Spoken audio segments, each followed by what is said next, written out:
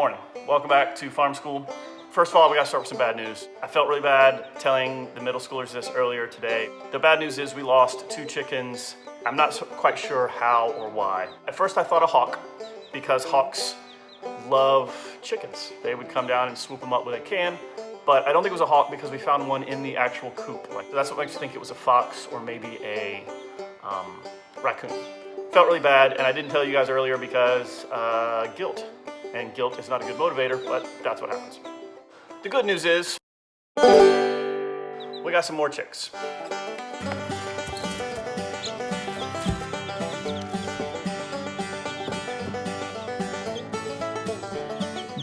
We have now set up a spot for them with food, water I'll show you about in a minute. We had to figure out how to make something like that.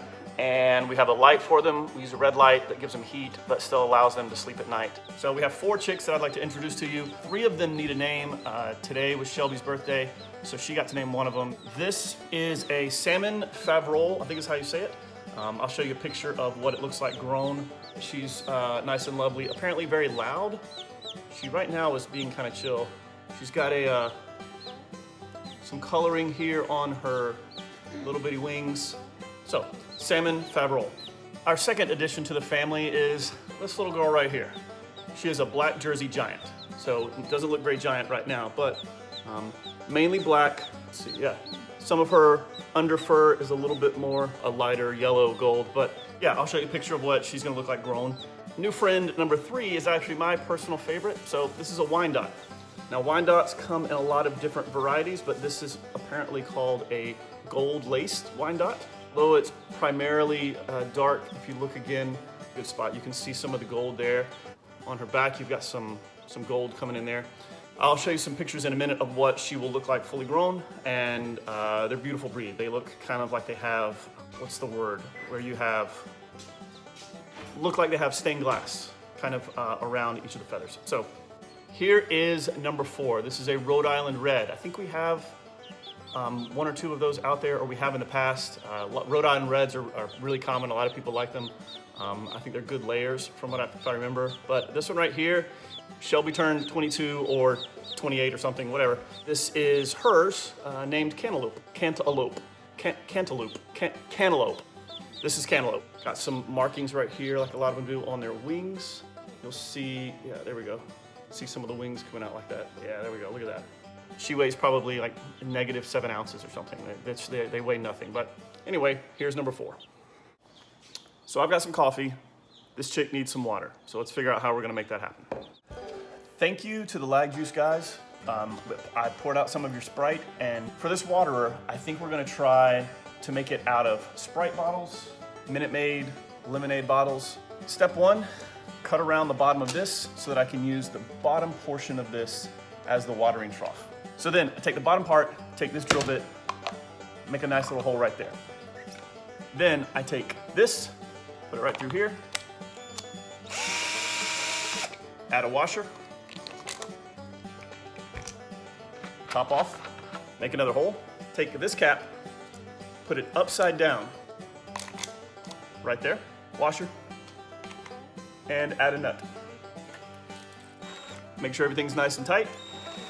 Now here's how it should work. I don't know if it's going to. Take the bottle, put it in here.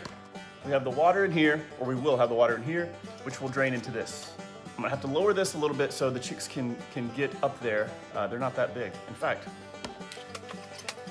So they're gonna have to be able to reach over this and get down to the water. So I'm gonna cut this down a little bit and then put a hole in this towards the bottom. I'll show you how that works in a minute. We don't have a name for this one yet, so if you think of one, let me know. So now to put holes in the top. Since there will no longer be Minute Maid in here, I think it's safe to remove the labels. Now, if this works right, I can attach this here so that when water fills up this, it will cover up these holes. So let's see if it works, and I'll explain it in a minute.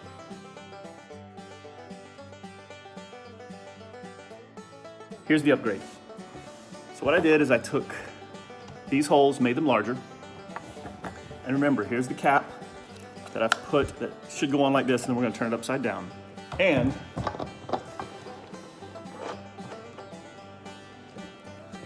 Once we do, the water from in here is going to want to flow all the way out, just like this. So if I have this turned upside down, all the water wants to go out here. If there were a hole in here, the water would come out, but then you'd start to get those glugs, kind of gloop, gloop, gloop, gloop.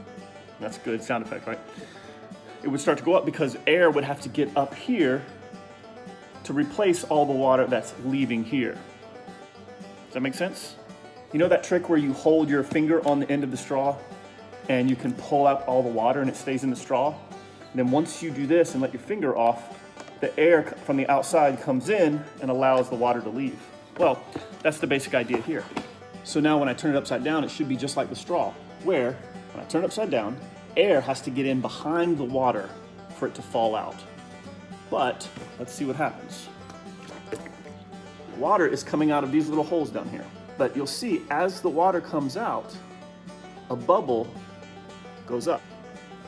Now you can see the bubbles going up. So as the water is going down, air is going in those little bitty holes down there and filling up this spot right here. Otherwise it'd be a vacuum. So now that the holes down here are covered with water, it's filled up enough so that it's covered with water, there's no way for air to get in here.